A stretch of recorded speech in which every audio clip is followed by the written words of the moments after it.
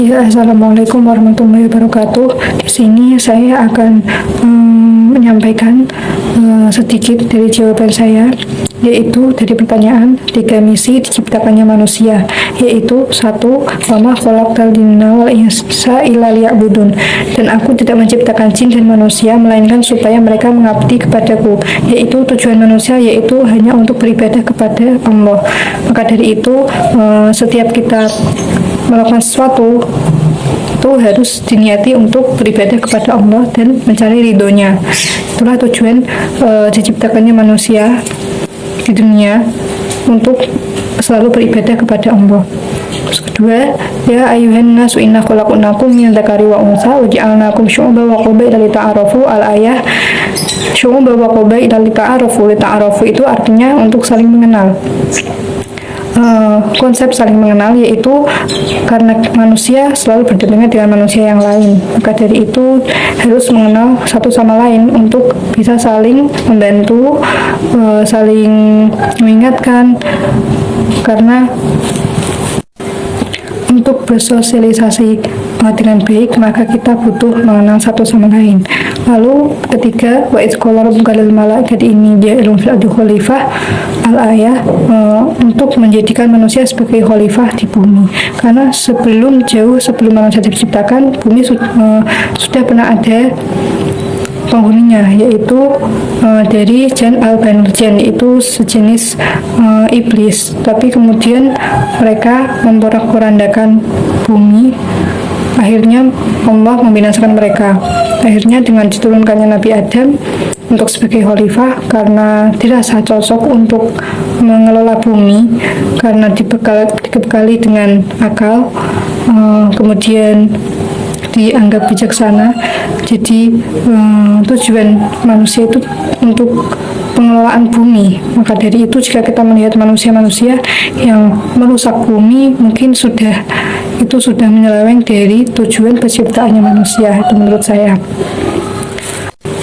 Kemudian menjawab pertanyaan saya sendiri, karena berhubung pertanyaan saya belum ada yang menjawab, maka saya akan menjawab pertanyaan saya sendiri, yaitu 1.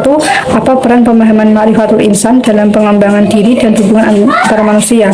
Ma'rifatul insan kan mengenal diri sendiri. Ketika kita sudah mengenal diri sendiri, jadi kita bisa tahu apa yang paling dibutuhkan oleh diri kita sendiri.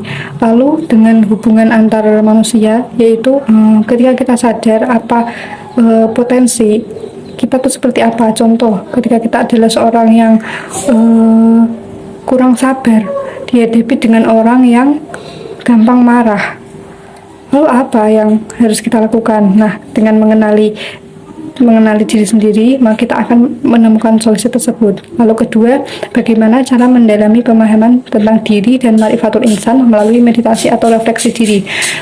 Meditasi kan kita tenang, kita memikirkan hal-hal yang penting.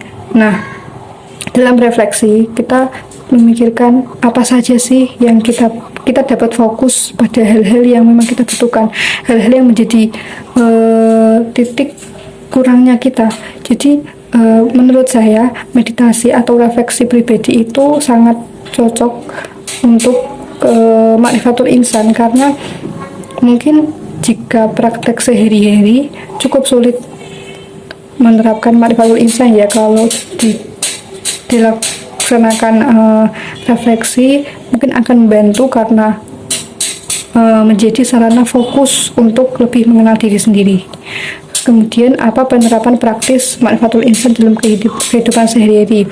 Nah, ketika kita sudah mengenal diri kita sendiri, maka kita akan tahu langkah mana yang kita akan tuju,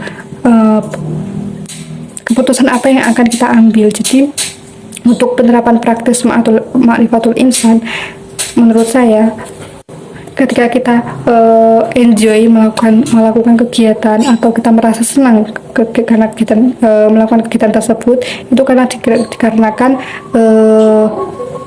pikiran dan hati kita itu mampu, karena kita sudah mengenali diri kita sendiri. Ini nih yang cocok buat saya suka melakukan ini gitu. Jadi menurut saya penerapan praktis ma'rifatul insan ya ketika kita enjoy, kita senang, ketika kita cocok lah melakukan suatu kegiatan. Terima kasih. Itu sedikit jawaban dari saya, semoga memahamkan. Wassalamualaikum warahmatullahi wabarakatuh.